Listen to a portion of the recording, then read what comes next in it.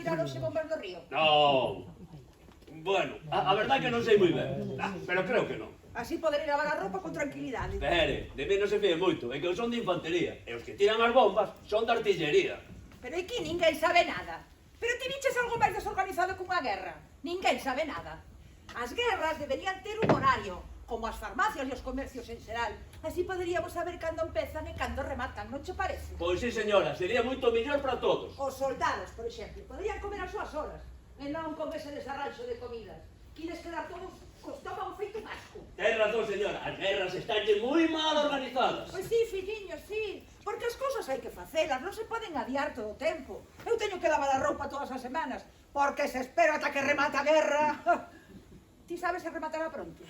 Pois se yo son sincero, non lle teño nin a menor idea. A min deron este uniforme, un fusil, 150 balas, 2 granadas de mar, 4 berros e para adiante.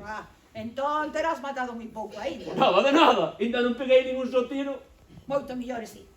Señora, espere, vostede ten fillos? Fillos? Para que? Para que me os leven a guerra e os maten? Non, non teño fillos, grazas a Deus. O meu home morreu.